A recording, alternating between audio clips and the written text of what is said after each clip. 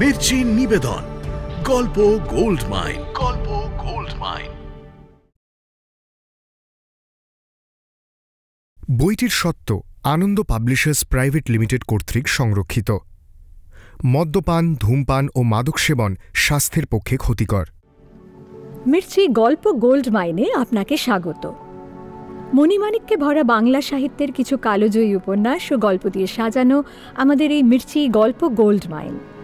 শুনছেন সুনীল গঙ্গোপাধ্যায়ের লেখা বাংলা ক্লাসিক উপন্যাস প্রথম আলো। নাট্যরূপ অর্পিতা চট্টোপাধ্যায়, পর্ব পরিচালনায় দেবলীনা, প্রযোজনায় ভিজুয়াল অডিও। শুরু হচ্ছে প্রথম আলো।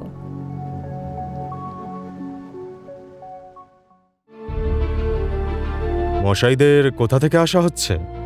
আমরা ত্রিপুরার রাজদরবার থেকে আসছি। একবার রবীন্দ্রবাবুকে খবর দেওয়া যেতে পারে কি, যার কাব্যগ্রন্থ বেরিয়েছে ভগ্ন হৃদয়। রবি? তার সঙ্গে আপনাদের কি দরকার? আমরা রবীন্দ্রবাবুর জন্য একটা চিঠি নিয়ে এসেছি। রবি বিলেত থেকে পালিয়ে এসে এখন লুকিয়ে আছে, বাইরের লোকের সঙ্গে দেখা করে না। ফিরে যান ত্রিপুরা, রবির সঙ্গে দেখা হবে না, হবে না।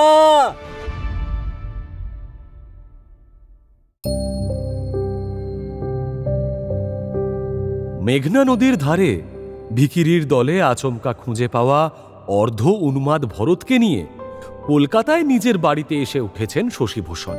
কারণ ভরতের যে আর ত্রিপুরায় কোনো স্থান নেই তা স্পষ্ট করে বুঝিয়ে দিয়েছেন ত্রিপুরার রাজার সচিব রাধারমণ।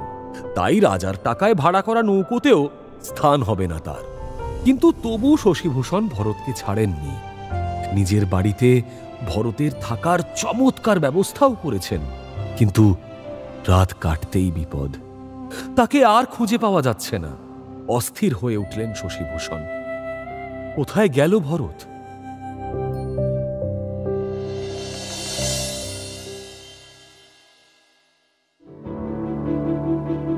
সারা বাড়ি খোঁজা হলো ভরতকে, কোথাও নেই সে। ভয় পেয়ে গেলেন শশীভূষণ। সম্ভাব্য অসম্ভাব্য সব জায়গায় খোঁজাখুঁজি ও উদ্বিগ্ন হয়ে প্রচুর ডাকাডাকি করার পর আবিষ্কৃত হয় সে খাটের নিচে অন্ধকারে বসে আছে, যেন সে একটা তাড়া খাওয়া ভয়ার্ত জন্তু। শশীভূষণ গিয়ে বুকে আঁকড়ে ধরলেন তাকে।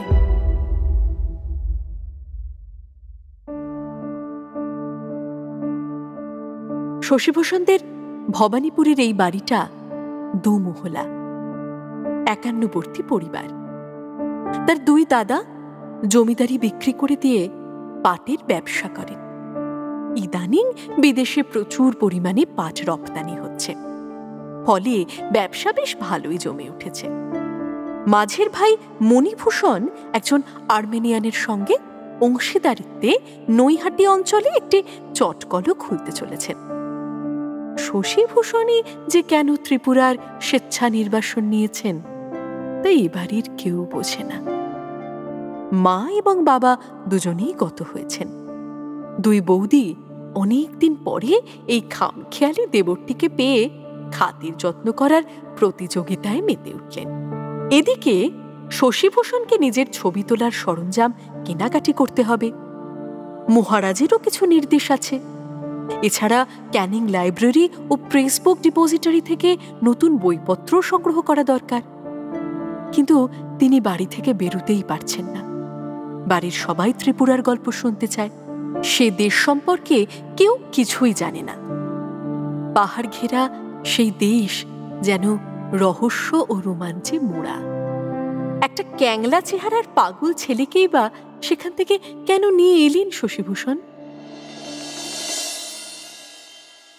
দুপুরবেলা প্রচুর খাওয়া দাওয়ার পর শশীভূষণ বাইরে বেরোবার জন্য প্রস্তুত হচ্ছেন। এমন সময় তার বড় বৌদি কৃষ্ণভামিনী এসে দাঁড়ালেন দরজার ধারে। হাতে একটা রূপোর রেকাবিতে দুখিলি পান, তার নিজের দুগালেও পানে ঠাসা, ঠোঁট দুটি টুসটুসে লাল। বয়স হয়েছে কৃষ্ণভামিনীর, শরীরে মেদ জমেছে। দলা দলা সিঁদুর ব্যবহার করার জন্য সিঁথির কাছটায় ফাঁকা হয়ে গেছে চুল, কিন্তু মুখ মুখখানি হাসি খুশি। কোনো রকম ভূমিকা না করেই তিনি বললেন, হ্যাঁ গা, তুমি কি আর বিয়েটা করবে না? লোকের কাছে যে মুখ দেখাতে পারি না। সে কি গো বৌদিদিমণি, হ্যাঁ? আমি বিয়ে করছি না বলে তোমরা মুখ দেখাতে পারবে না, সেটা কেন? উমা, শোনো ছেলের কথা। সমস্ত পুরুষ মানুষ লেখাপড়া শিখেছে, তার বউ থাকবে না? ত্রিপুরায় রাঁড় রেখেছে নাকি গো? ছি ছি বৌদিদিমণি, আমাকে তুমি এমন ভাবো? কৃষ্ণভামিনী কিন্তু এই ভর্ৎসনায় একটুও লজ্জা পেলেন না, বরং গলায় একটু বেশি মধু ঢেলে বললেন, আমিও তো তাই বলি। আমাদের ঠাকুরপোর হীরের টুকরো ছেলে, গায়ে ময়লা ধরে না। শোনো, তোমার কোনো আপত্তি শুনছি না। আমার এক পিস্তুত বোন আছে, তার সঙ্গে তোমার সম্বন্ধ করছি। একবার দেখো, দেখলেই তোমার পছন্দ হবে। একেবারে সাক্ষাৎ লক্ষ্মী প্রতিমা। শশীভূষণ হাসলেন। আগের সন্ধেবেলা একটু ফাঁকা পেয়ে মণিভূষণের স্ত্রী সুহাসিনীও তার কোনো এক মাস্তুত বোনের সঙ্গে শশীভূষণের বিয়ের প্রস্তাব দিয়েছেন। এমনকি এ বাড়িতে গ্রাম সম্পর্কে এক আশ্রিতা পিসি আছেন, তিনিও পাত্রী ঠিক করে ফেলেছেন তার জন্যে। আশ্চর্যের ব্যাপার, প্রত্যেকেরই পাত্রী একেবারে লক্ষ্মী প্রতিমার মতন। বাংলাদেশে এত লক্ষ্মীর ছড়াছড়ি। কৃষ্ণভামিনীকে কোনো রকমে এড়িয়ে বাড়ি থেকে বেরুলেন শশীভূষণ। তার মাথায় একটা নতুন চিন্তা জাগল। বৌদিরা সবসময় এরকম জ্বালাতন করলে এ বাড়িতে বেশি দিন টেকা যাবে না। রাধারমণের সঙ্গে ঝগড়ার ফলে সম্ভবত আর ফেরা যাবে না ত্রিপুরাতেও। কলকাতাতেও থাকতে ইচ্ছা করে না তার। একটা কিছু ব্যবস্থা করতে হবে। পরদিন সকালেই অবশ্য এ সমস্যার অনেকটা সমাধান হয়ে গেল। এক হাতে ধুতির কোঁচা, অন্য হাতে রূপো বাঁধানো ছড়ি নিয়ে এ বাড়ির দরজার সামনে এসে ঘোড়ার গাড়ি থেকে নামলেন রাধারমণ। শান্ত মুখমণ্ডল। শশীভূষণের সঙ্গে ঝগড়া করে তাকে যে মাঝপথে বিদায় করে দিয়ে এসেছেন, সেজন্য কোনো পরিতাপের চিহ্ন নেই তার ব্যবহারে। অত্যন্ত স্বাভাবিকভাবে জিজ্ঞেস করলেন, কেমন আছো শশী? তোমরা কবে পৌঁছলে? সে ছোঁড়াটা কেমন আছে? তার চিকিৎসার কিছু ব্যবস্থা করেছ? সে ওই গঞ্জের ঘাটে এসে ঠেকল কি করে? এরপর ভরতকে তিনি দেখতে এলেন দোতলার ঘরে। রাধারমণকে দেখে আরো ভয় পেয়ে গেল ভরত। সে খাটের নিচে ঢুকে বসে রইল, কিছুতেই বাইরে আসতে চায় না। শশীভূষণ জোর করে টেনে এনে তাকে দাঁড় করালেন। সে আবার মাথা ঝাঁকাতে শুরু করেছে। এই এই ভরত, তাকা আমার দিকে। এ তোকে ধরে নিয়ে গিয়েছিল মনে আছে? কোথায় নিয়ে গিয়েছিল? মাথা ন্যাড়া করে দিল কে? এসব কিছু তোর মনে আছে?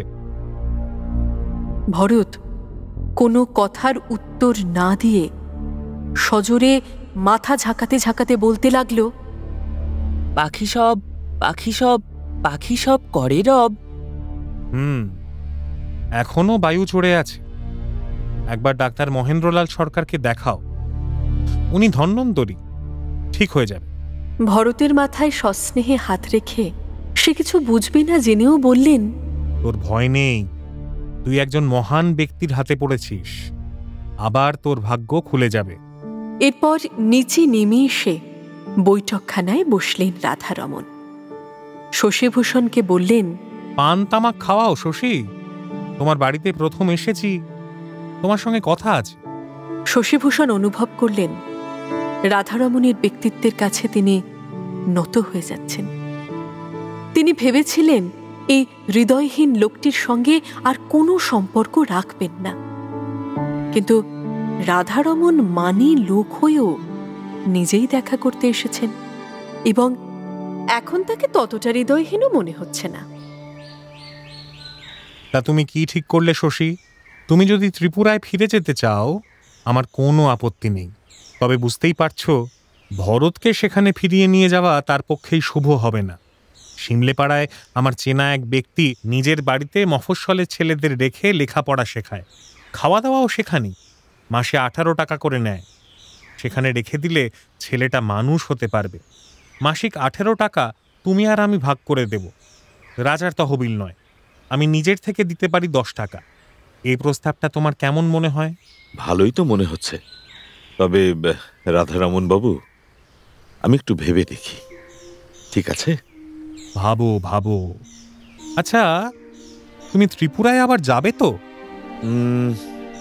আপনাদের আপত্তি না থাকলে আমারও আপত্তি নেই। উত্তম উত্তম, অতি উত্তম। শুধু ভরতের প্রসঙ্গটা মহারাজের কানে না তুললেই হলো। আমি ভরতকে দেখিনি, ভরত কোথায় আছে জানি না। মহারাজ সহসা এ বিষয়ে তোমাকে কিছু জিজ্ঞাসাও করবেন না। ওকে সিমলেপাড়ায় পাঠিয়ে দিলে ওর সঙ্গে তোমার কোনো যোগাযোগও নির্ণয় করা যাবে না। শশীভূষণ চুপ করে রইলেন। রাধারমণের প্রত্যেকটি কথায় অকাট্য যুক্তি আছে। শশী, তাহলে তুমি ত্রিপুরায় রাজকর্মচারীই রইলে। এবারে তোমার কাছে আমার একটা অনুরোধ আছে। আমি যে কাজে এসেছি তা সার্থক হয়েছে, আশাতীত ফল পেয়েছি। শুধু আরেকটি ছোট কাজ বাকি আছে। একবার জোড়াসাঁকোর ঠাকুর বাড়িতে যেতে হবে। মহারাজ তরুণ কবি রবীন্দ্রের জন্য একটি মানপত্র ও কিছু উপহার পাঠিয়েছেন, সেসব দিয়ে আসতে হবে। তুমি আমার সঙ্গে গেলে আমি বড় উপকৃত হব। তোমার আপত্তি আছে? আরে, এতে আপত্তির কোনো কারণ নেই। আসলে রবীন্দ্রবাবুকে দেখার কৌতূহল আছে আমার। বাহ বাহ বাহ বাহ, বেশ বেশ। তাহলে আর বিলম্বে কাজ কি? চলো এখনই যাই, গাড়ি রেডি আছে। জোড়াসাঁকোর দিকে এই প্রথম এলেন শশীভূষণ। তাঁদের ভবানীপুরের দিকটা ফাঁকা ফাঁকা। এখনো অনেকে ভবানীপুরকে রসা পাগলা গ্রাম বলে। সেই তুলনায় জোড়াসাঁকো মানুষের ভিড়ে গম গম করে। কিরাঞ্চি গাড়ি, ছ্যাকড়া গাড়ি ছুটছে অনবরত, মাঝে মাঝে সুদৃশ্য বগি গাড়ি ও ল্যান্ডো। তারই ফাঁকে ফাঁকে এঁকে বেঁকে যাচ্ছে ঝাঁকা মুটে ফেরিওয়ালা। গলির মুখে ঘোড়ার গাড়ি থেকে নামলেন রাধারমন ও শশীভূষণ। কচুয়ানের পাশে বসেছিল একজন আরদালি। সে উপহার দ্রব্যের দুটি বান্ডিল বয়ে নিয়ে চলল। দেউড়িতে 4-5 জন দারোয়ান গুলতানি করছে। তারা এদের দিকে ভ্রুক্ষেপও করল না। এরাও কিছু জিজ্ঞেস করলেন না। অনেকে যাতায়াত করছে অনবরত। দেউড়ির পরে অনেকখানি ফাঁকা চত্বর। একপাশে রয়েছে গোটা 5 জুড়ি গাড়ি, ঘোড়াগুলির দলাই মলাই চলছে। কাছেই সার দিয়ে বসে আছে কয়েকটা ফেরিওয়ালা। ঠাকুর বাড়িটি যে এত বিশাল সে সম্পর্কে এদের দুজনের সঠিক ধারণা ছিল না। দুদিকে ছড়িয়ে আছে অনেকখানি।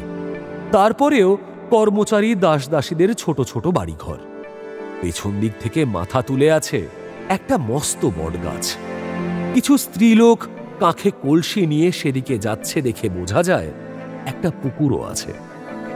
ত্রিপুরার রাজবাড়ির চেয়ে এই প্রাসাদ অনেক বেশি সরগরম। রাধারমন অনুভব করলেন তার মনিবদের থেকে ঠাকুরদের ঐশ্বর্যও বেশি। দুজনেই দিশেহারা বোধ করলেন খানিকটা। কাকে দিয়ে ভেতরে খবর পাঠানো যায় বোঝা যাচ্ছে না। দাস দাসী কর্মচারী সকলেরই ব্যস্ত ভঙ্গি। কেউ ভ্রুক্ষেপও করছে না এই আগন্তুকদের দিকে। শশীভূষণ একটা ঘরে উঁকি মেরে দেখলেন সেখানে অনেকগুলি চৌকির ওপর ফরাস পাতা, দেওয়ালের ধারে গোছা গোছা লাল কাপড়ের মলাট দেওয়া খেরোর খাতা ও অন্য কাগজপত্র ছড়ানো। দুটি লোক সেখানে বসে পাতায় কিছু লেখালেখি করছে। এটা বৈঠকখানা নয়, সেরেস্তা ধরনের। অগত্যা শশীভূষণ সে ঘরে ঢুকেই লোক দুটির উদ্দেশ্যে বললেন, নমস্কার, আমরা ত্রিপুরার রাজদরবার থেকে আসছি। একবার রবীন্দ্রবাবুকে খবর দেওয়া যেতে পারে কি? একজন সেরেস্তাদার মুখ তুলে তাকালো। ত্রিপুরা দরবারের কথা শুনে সে তেমন গুরুত্ব দিল না। চিন্তিতভাবে বলল, কোন রবীন্দ্রবাবু? দেবেন্দ্রবাবু ঠাকুরের কনিষ্ঠ পুত্র, যার কাব্যগ্রন্থ বেরিয়েছে ভগ্ন হৃদয়। ও, রববাবু। তিনি কি আছেন এখানে? বসুন আপনারা, আমি খবর পাঠাচ্ছি। সে ভেতরের দরজার দিকে উঠে গিয়ে হেঁকে বলল, হরিচরণ, ও হরিচরণ, এ দেখো তো রোববাবু মশাই আছেন কিনা, কারা তাকে ডাকতে এসেছেন।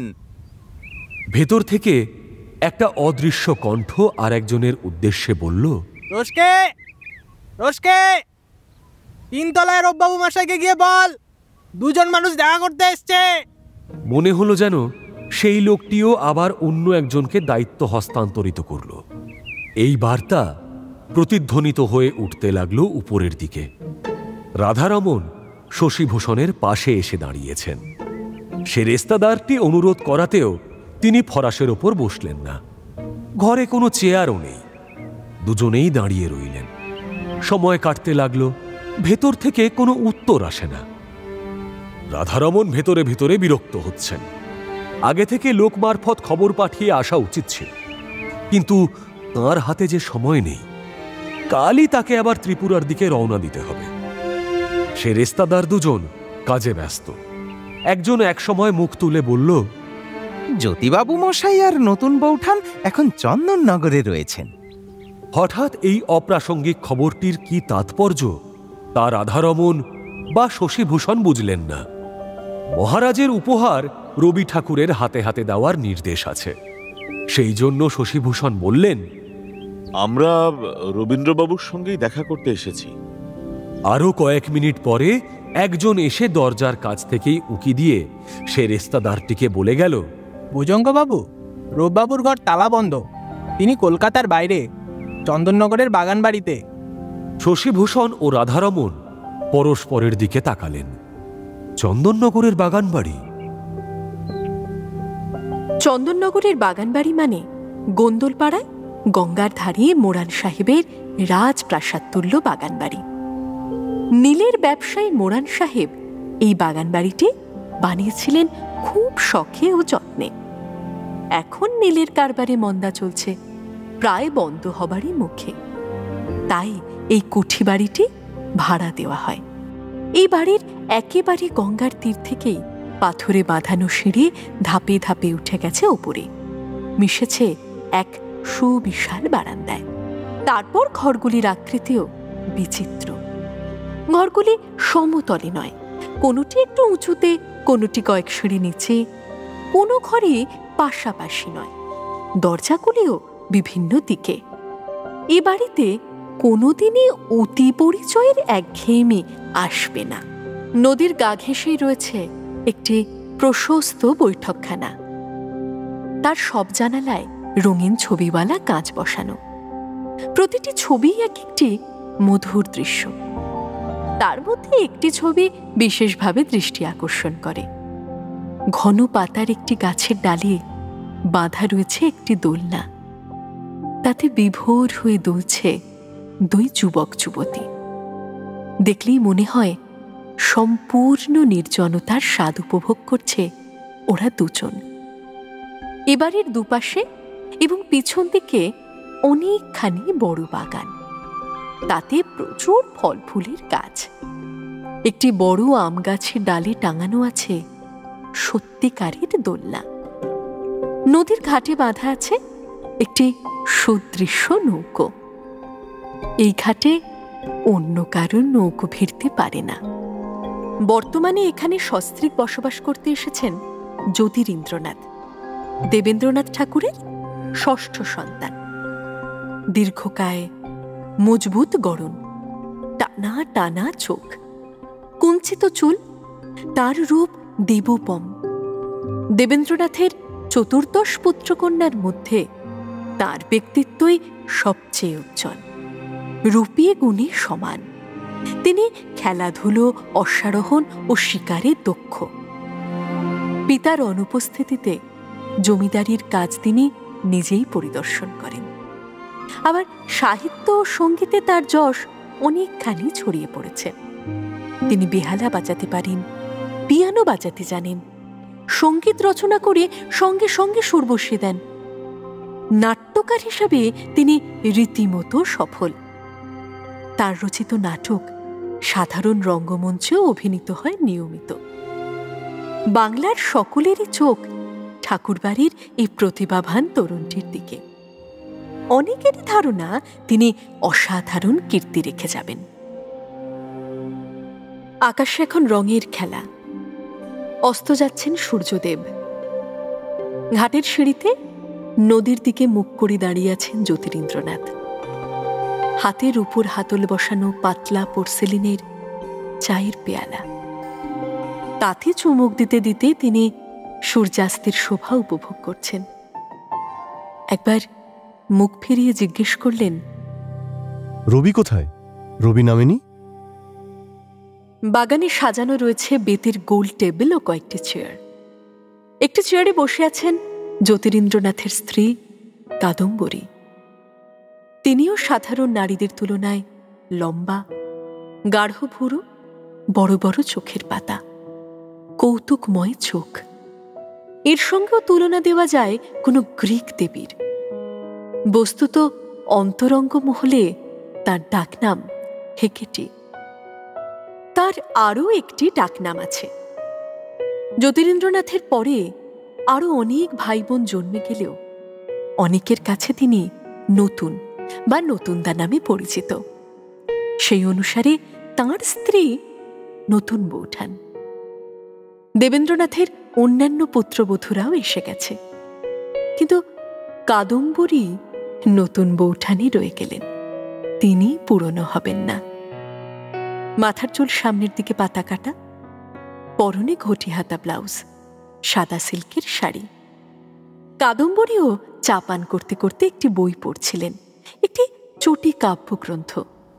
মুখ তুলে বললেন, রবি তো চা খায় না। তা শুনেও জ্যোতিরিন্দ্রনাথ বাড়ির দিকে মুখ করে গলা তুলে ডাকলেন, রবি, রবি! এ বাড়িতে কতগুলি যে ঘর তার হিসেব নেই। অনেক ঘরই কাজে লাগে না। 3 জন মাত্র নারী পুরুষের বসবাস এখানে। ভৃত্যদের মহল বেশ খানিকটা দূরে। প্রয়োজন না পড়লে তাদের কাছাকাছি এসে ঘোরাফেরা করার নিয়ম নেই। গৃহটির সবচেয়ে উঁচু তলায় একটি গোল ঘর রয়েছে, তার সব দিকই খোলা। রবি একটি দখল করে নিয়েছে। এখানে সে নিভৃতে কবিতা সাধনা করে। অনন্ত এ আকাশের কোলে টলমল মেঘের মাঝার, এইখানে বাঁধিয়াছি ঘর, তোর তরে কবিতা আমার। রবি! দাদার ডাক শুনে কবিতা থামিয়ে উঠে এসে রবি ছাদের কার্নিশের ধারে দাঁড়িয়ে নিচে উঁকি দিল। 20 বছর পূর্ণ করে সদ্য 21-এ পা দিয়েছে সে। সলজ্জ লাবণ্য মাখা মুখ। মাত্র কিছুদিন আগে সে দাড়ি কামানো শুরু করেছে। মাথার চুল দুপাশে পাট করা, মাঝখানে সিঁথি। একটা রেশমের কাজ করা কুর্তা ও কোচানো ধুতি পরা, পায়ে লপেটা। রবি দেখতে চাইল তার দাদার কাছে কোনো দর্শনার্থী এসেছে কিনা। কেউ নেই দেখে সে প্রফুল্ল মনে সিঁড়ি দিয়ে নামতে শুরু করল।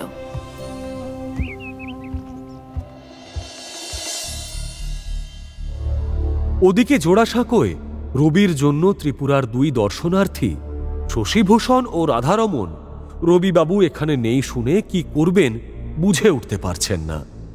রাজার আদেশে তার হাতেই উপহার দিতে হবে, কিন্তু তিনি তো চন্দননগরে। অগত্যা ফিরে যাবেনই ভাবছিলেন। এই সময় এক ছিপছিপে সুদর্শন যুবক হনহনিয়ে ঘরে ঢুকে বলল, ভুজঙ্গধর, আমার মাসোহারা থেকে 20টা টাকা দাও তো, রাস্তার কুকুরদের খাওয়াবো। আগে আপনার মাসোহারার সব টাকা দেওয়া হয়ে গেছে। ভুজঙ্গধরের এই উত্তর শুনে যুবকটি যেন রেগেই গেল। সেরেস্তাদার ভুজঙ্গধরকে ধমক দিয়ে বলল, তা বলে কি কুকুরগুলো না খেয়ে থাকবে? হ্যাঁ, দাও দাও, আগাম লিখে দাও। কথা বলতে বলতে সে শশীভূষণদের উপস্থিতি টের পেয়ে থেমে গিয়ে কৌতূহলী হয়ে চেয়ে রইল কয়েক মুহূর্ত। তারপর জিজ্ঞেস করল, মশাইদের কোথা থেকে আসা হচ্ছে? আমরা আসছি ত্রিপুরার মহারাজের কাছ থেকে।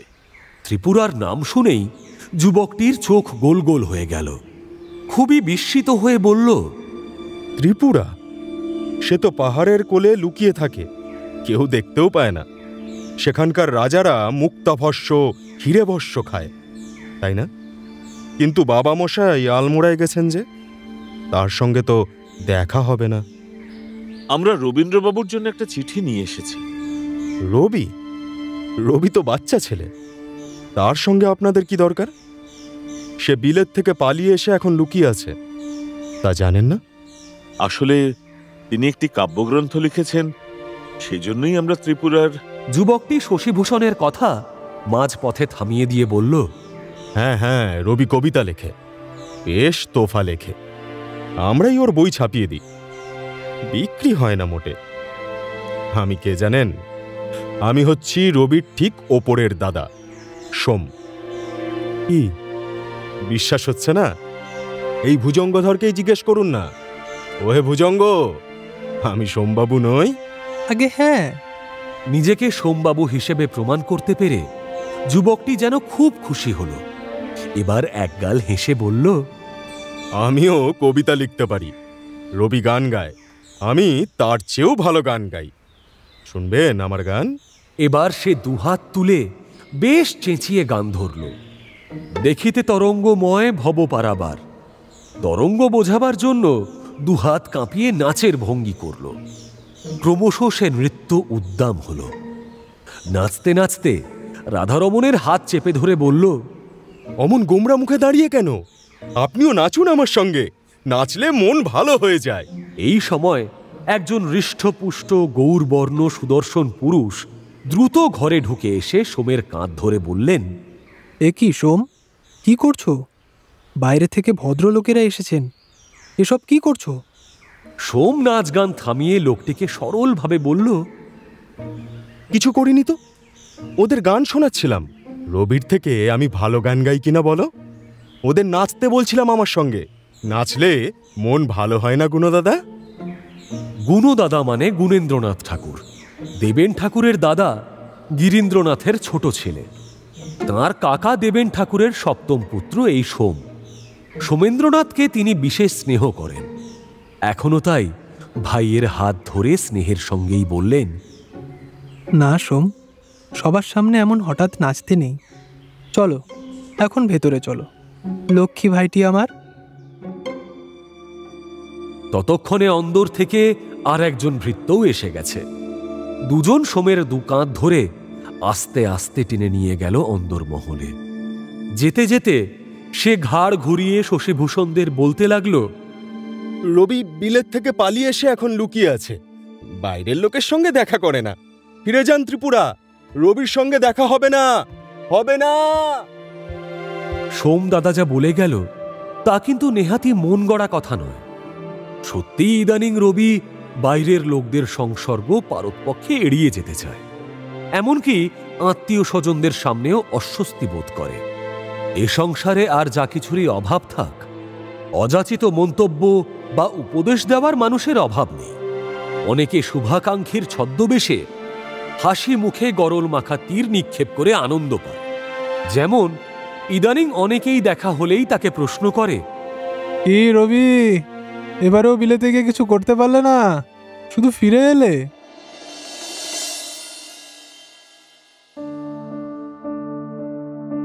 একবার নয়, দুবার রবিকে বিলেত পাঠানো হয়েছিল ব্যারিস্টার কিংবা IAS হয়ে আসার জন্য। দুবারই সে ব্যর্থ হয়েছে। দেবেন্দ্রনাথের এতগুলি সন্তানের মধ্যে একমাত্র সত্যেন্দ্রনাথ ছাড়া আর কেউই নিজস্ব জীবিকা অর্জনে সমর্থ হয়নি। যৌবনে ঋণে জর্জরিত দেবেন্দ্রনাথ একান্ত নিজের উদ্যমে সমস্ত দায়মুক্ত হয়েছেন এবং বিভিন্ন অঞ্চলে জমিদারির বিস্তার ঘটিয়েছেন। কিন্তু তার পুত্ররা সেই ঐশ্বর্য বৃদ্ধির বদলে ক্ষয়ের দিকেই বেশি মনোযোগী। বিবাহিতা কন্যাদের স্বামীরাও ঘর জামাই। দেবেন্দ্রনাথ এখন কলকাতায় থাকেন কদাচিৎ, পশ্চিমের বিভিন্ন শৈল শহরে কিংবা নদীবক্ষে বোটে বাস করেন ইচ্ছে মতন। অবশ্য চিঠিপত্র ও দূত মারফত পরিবারের প্রত্যেকের প্রতি তীক্ষ্ণ নজর রাখেন। তার 14টি সন্তানের মধ্যে রবি এখন কনিষ্ঠ। রবির পরেও বুধ নামে আরও একটি পুত্র ছিল, কিন্তু সে অকাল মৃত। রবির 2 দাদা পাগল, অন্যরাও খামখেয়ালি। কৈশোরে রবির তীক্ষ্ণ বুদ্ধি প্রকাশ পেয়েছে। তার সুঠাম সুন্দর শরীর। সকলেরই ধারণা হয়েছিল রবি নিশ্চিত একজন কেউকেটা হবে। সেই জন্যেই 16 বৎসর বয়সে তাকে বিলেত পাঠানো হলো। তার জন্য দেবেন্দ্রনাথ এস্টেটের তহবিল থেকে মাসে মাসে 150 টাকা বরাদ্দ করেছিলেন। পরে তা বাড়িয়ে 240 টাকা করা হয়। সেই টাকায় অর্থাৎ মাসে 20 পাউন্ডে বিলেতে তার বেশ সচ্ছলভাবেই চলে যাওয়ার কথা। প্রথম প্রথম রবির মন বসেনি তা ঠিক। নতুন দেশ, নতুন পরিবেশ মানিয়ে নিতে সময় লাগে। মেজ বৌদি জ্ঞানদানন্দিনী সেই সময় 2 ছেলে মেয়ে বিবি আর সুরেনকে নিয়ে ইংল্যান্ডে ছিলেন। মির্জা সত্যেন্দ্রনাথ ছুটি কাটাতে এসে পড়লেন। রবি থাকতে লাগলো ওদের সঙ্গে। ওরা চলে যাওয়ার পর রবি একটু একটু করে মন দিল ভাষা শিক্ষায়। তারপর ভর্তি হলো লন্ডন ইউনিভার্সিটি কলেজে। সেখানে ভালোই করছিল সে। হঠাৎ দেবেন্দ্রনাথের আদেশে তাকে ফিরে আসতে হলো। পিতার আদেশের কোনো প্রতিবাদ চলে না। প্রায় 2 বছর ইংল্যান্ডে কাটিয়ে অনেক অর্থ ব্যয় করেও কোনো ডিগ্রি না নিয়ে রবি ফিরে এলো। কিন্তু সবটাই কি তার দোষ? শেষের দিকে রবি পেইং গেস্ট ছিল একটি ইংরেজ পরিবারে। সেই পরিবারে প্রৌঢ় দম্পতির 3টি কন্যা। তাদের মধ্যে 2টি মেয়ে ভারতীয়দের কিরকম কিম্ভূত দেখতে হয় এই ভয়ে প্রথমে বাড়ি ছেড়ে পালিয়ে গিয়েছিল। পরে তারা ফিরে এসে দেখে এই যুবকটি রীতিমতন সুপুরুষ এবং সুকণ্ঠ, বিলিতি আদব কায়দাও জানে। যুবতী 3টির সঙ্গে রবির বন্ধুত্ব হয়ে গেল। সবাই মিলে একসঙ্গে গান গায়, পিকনিকে গিয়ে হাসি ঠাট্টায় মাতে, অন্ধকার ঘরে প্ল্যান সেটে বসে। এসব খবর দেবেন্দ্রনাথের কানে পৌঁছেছিল। মেম যুবতীদের সঙ্গে ছেলের এমন মেলামেশা তিনি পছন্দ করেননি। আরেকটি ব্যাপারেও দেবেন্দ্রনাথ উদ্বিগ্ন হয়েছিলেন। বিলেত থেকে রবি ভারতী পত্রিকার জন্য ইউরোপ যাত্রী কোনো বঙ্গীয় যুবকের পত্র নামে যে লেখাগুলি পাঠাতো তাতে মাঝে মাঝে রীতিমতন ঔদ্ধত্যের প্রকাশ ছিল। পারিবারিক দাসত্ব নামে একটি প্রবন্ধে এমনই উগ্র মতামত ছিল যে সম্পাদক দ্বিজেন্দ্রনাথ ছোট ভাইয়ের লেখাটি প্রকাশ করেছিলেন বটে, কিন্তু সম্পাদকীয় মন্তব্যে প্রতিবাদ করতে বাধ্য হয়েছিলেন। বাবার হুকুমে রবি ফিরে এলো। তবু সবাই রবিকেই দায়ী করল। আত্মীয়রা বলতে লাগলো, কি রে রবি, এতগুলো দিন বিলেতে থেকে এলি, কিছুই করলি না? সেসব খোঁচা তার গায়ে বেঁধে সে কষ্ট পায়। তার সেই কষ্ট মাত্র 2-1 ছাড়া আর কেউ বোঝে না। রবি ঠিক করল সে ব্যারিস্টারি পাশ করবেই। বাবার কাছে সে আর একবার বিলেত যাওয়ার অনুমতি চাইল। দ্বিতীয়বার আর একা নয়, তার সঙ্গী হবে তার প্রায় সমবয়সী ভাগ্নে বড়দিদি সৌদামিনীর ছেলে সত্যপ্রসাদ। একই বাড়িতে 2জন বালক বয়স থেকে বড় হয়েছে। সত্যপ্রসাদ বয়সে 2-1 বছরের বড়, রবির তুলনায় অনেক বেশি তুখর। সত্যপ্রসাদ কলকাতার কলেজে ভর্তি হওয়ার সঙ্গে সঙ্গেই বিয়ে করেছে এবং পরপর পরীক্ষায় ফেল করলেও এরই মধ্যে এক কন্যা সন্তানের পিতা হয়ে একটা অন্তত সাফল্যের পরিচয় দিয়েছে। এই সত্যপ্রসাদই রবিকে দ্বিতীয়বার বিলেত যাওয়ার প্ররোচনা দেয়। কলকাতা থেকে ছাড়ল জাহাজ। ডেকে দাঁড়িয়ে দাঁড়িয়ে সত্যপ্রসাদের ভবিষ্যৎ পরিকল্পনার শেষ নেই। বুঝলি রবি, ব্যারিস্টার হয়ে ফিরে এসে আমি আর জোড়াসাঁকোয় থাকব না। সাহেব পাড়ায় বাড়ি ভাড়া করব, তোকে আমার জুনিয়র করে নেব। তাহলে আর তোকে বেশি পরিশ্রম করতে হবে না। তুই কবিতা লেখার অনেক সময় পেয়ে যাবি। কিন্তু জাহাজ মাদ্রাজ পৌঁছবার কিছু আগে পেটে মোচড় দিতেই সে চিৎকার করতে লাগলো, ওরে রবি রে, আমার আর বিলেতে গিয়ে কাজ নেই। আমি বাড়ি ফিরে যাব, আমি বাড়ি যাব।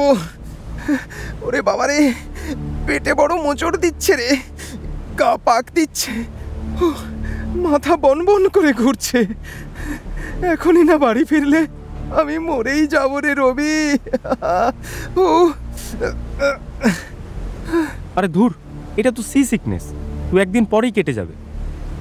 রবি যতই বোঝায় সত্যপ্রসাদ ততই আর্তনাদ বাড়িয়ে দেয়। জাহাজের পার্সার এবং অন্যান্যরাও এসে তাকে নানা রকম টোটকা দেওয়ার চেষ্টা করল, কিন্তু সে কিছুই শুনছে না। সে বলতে লাগল তার রক্ত আমাশয় হয়েছে, মৃত্যুর আর দেরি নেই। সে তার প্রিয়তমা অর্ধাঙ্গিনী নরেন্দ্রবালা আর শিশুকন্যার মুখ না দেখে পৃথিবী ছাড়তে চায় না। জাহাজের ক্যাপ্টেন বিরক্ত হয়ে সত্যপ্রসাদকে নামিয়ে দিতে চাইলেন, কিন্তু সত্যপ্রসাদ একা যাবে না, রবিকেও ফিরতে হবে তার সঙ্গে। অগত্যা বিলেত যাত্রা বন্ধ করে সত্যপ্রসাদের সঙ্গে মাদ্রাজ বন্দরে নেমে পড়তে হলো রবিকেও। কিন্তু বন্দরে নামার পরই বোঝা গেল সত্যপ্রসাদের অসুখ বিসুখ কিছুই নেই। খাদ্যদ্রব্যের প্রতি বেশ লোভও আছে। আসল কথা, পত্নী কন্যাকে ছেড়ে সে বিলেতে থাকতে পারবে না। কিন্তু রবির তো ওসব বন্ধন নেই, তবু রবির যাত্রা নষ্ট করা কেন? আসলে সত্যপ্রসাদ জানে দেবেন্দ্রনাথ এই সংবাদে মহাবিরক্ত হবেন, তাই রবিকে সে ঢাল হিসেবে নিজের সামনে রাখতে চায়। দেবেন্দ্রনাথ তখন রয়েছেন মুসৌরিতে। মাদ্রাজ থেকেই টেলিগ্রাম করে তাকে জানানো হলো দুঃসংবাদ, এবং কলকাতায় না ফিরে দুজনে সোজা মুসৌরিতে গেল দেবেন্দ্রনাথের কাছে মার্জনা চাইতে। মহর্ষি দেবেন্দ্রনাথের ক্রোধের কোনো কর্কশ প্রকাশ নেই। দুই অপরাধীকে তিনি বসিয়ে রাখলেন সামনে। তপস্যারত ভঙ্গির মতন কিছুক্ষণ স্থির হয়ে তিনি আত্মসংযম করলেন। তারপর ধীর স্বরে বললেন, জাহাজ ভাড়া বাবদ অতগুলো টাকা তোমরা জলাঞ্জলি দিলে, সেজন্য তোমাদের কোনো শাস্তি দেব না। তবে ভবিষ্যতে তোমাদের শিক্ষার জন্য আমার কাছ থেকে আর একটি পয়সাও পাবে না। যথেষ্ট হয়েছে। এবারে তোমরা নিজেরা যা পারো করো। ঈশ্বর তোমাদের সহায় হন। বাবার কাছে রবি যা বলতে পারেনি, কলকাতায় ফিরে চাপা বিদ্রুপকারীদেরও তা সে মুখ ফুটে বলতে পারল না। এবার সত্যি ইংল্যান্ড গিয়ে পড়াশোনা করতে চেয়েছিল। সত্যপ্রসাদের জন্যই সে ফিরতে বাধ্য হয়েছে। রবির ভদ্রতাবোধ অতি সূক্ষ্ম।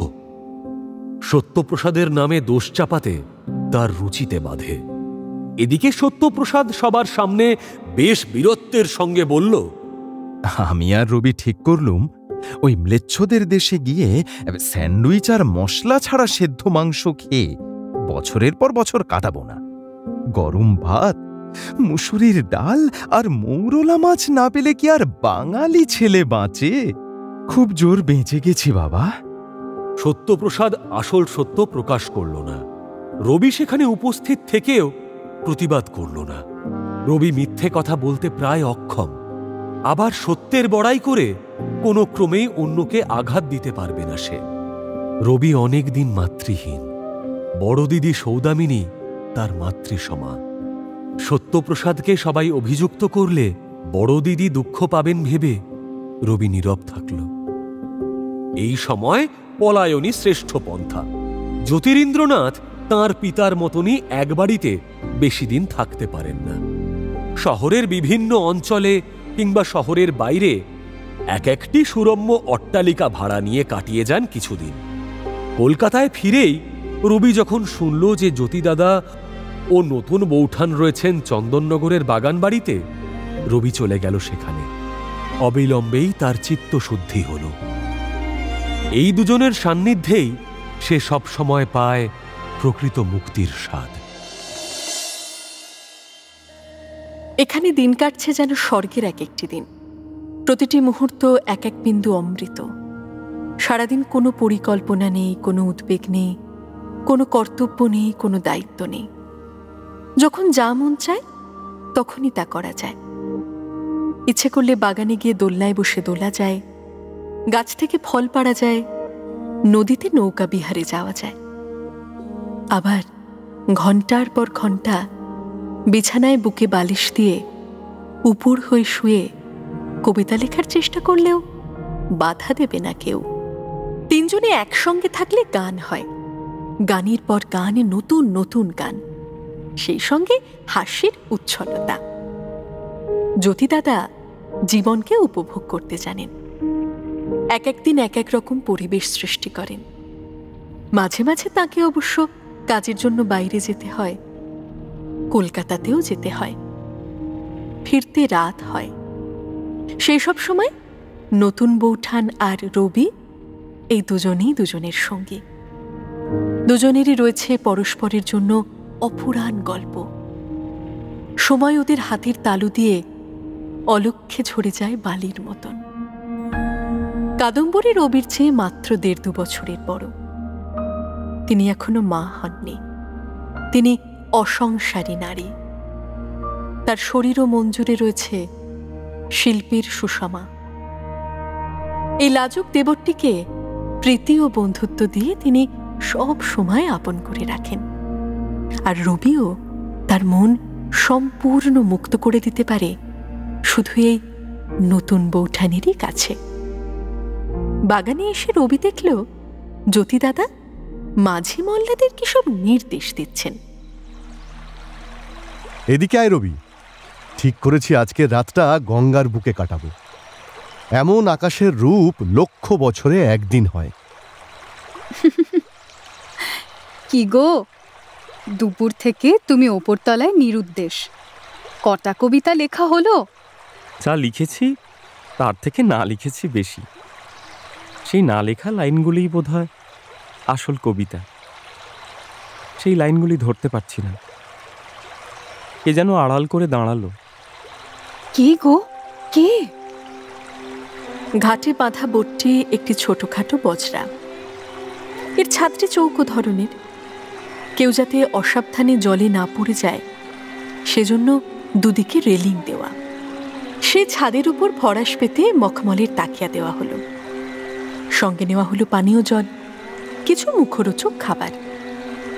জ্যোতিরিন্দ্রনাথ কোঁচানো ধুতি ও বেনিয়ান পরে বসলেন ছাদের একদিকে, তার হাতে বেহালা। কাদম্বরী ও রবি তার মুখোমুখি। নৌকো চলতে শুরু করতেই জ্যোতিরিন্দ্রনাথ ধরলেন পূরবী রাগিনী। গঙ্গার দুদিকের গাছপালা ঝাপসা হয়ে এসেছে। শোনা যাচ্ছে দূরের কোনো মন্দিরের টুং টাং ঘণ্টার ধ্বনি, কোনো মসজিদের অস্পষ্ট আজানের সুর। রবি, এবার তুই একটা গান করতো। ওই গানটা গাও। এ কি সুন্দর শোভা। ওটা তো পূরবী নয়, ইমন ভূপালী কাওয়ালি। তা হোক, আমি ওটাই শুনতে চাই। নতুন বৌঠানের অনুরোধ রাখতেই রবি মুখ নিচু করে শুরু করলেন। এ কি সুন্দর শোভা,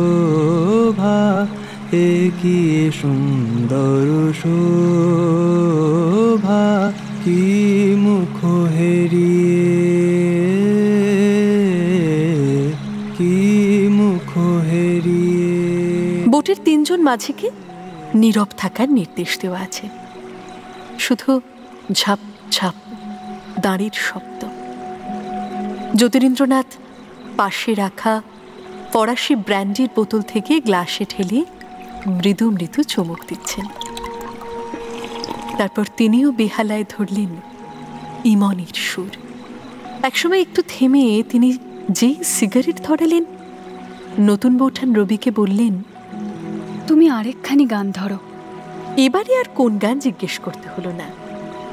সেই কোণে দেখা আলোয় নতুন বৌঠানের দিকে তাকিয়ে রবি গেয়ে উঠল আলাইয়া ঝাপতালে।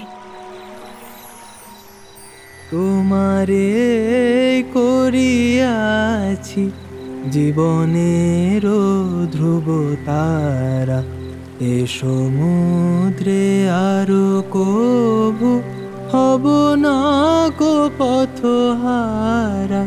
তোমারে করিয়াছি জীবনের ধ্রুব তারা।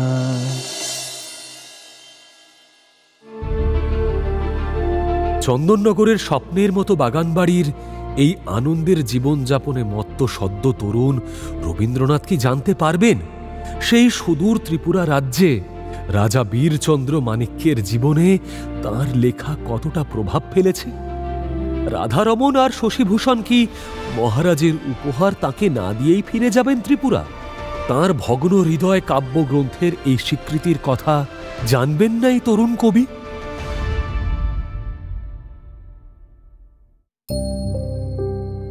মির্চি গল্প গোল্ডমাইনে শুনছেন সুনীল গঙ্গোপাধ্যায়ের লেখা প্রথম আলো।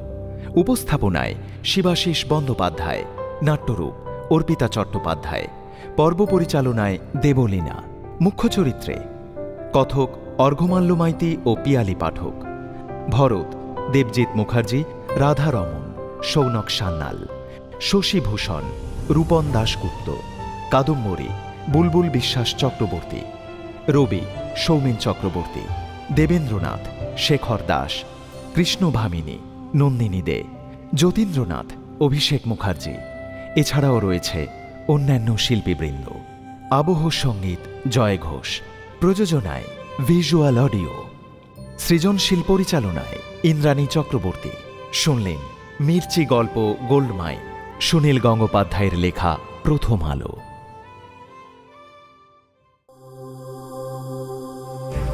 মির্চি নিবেদন গল্প গোল্ডমাইন। গল্প গোল্ডমাইন।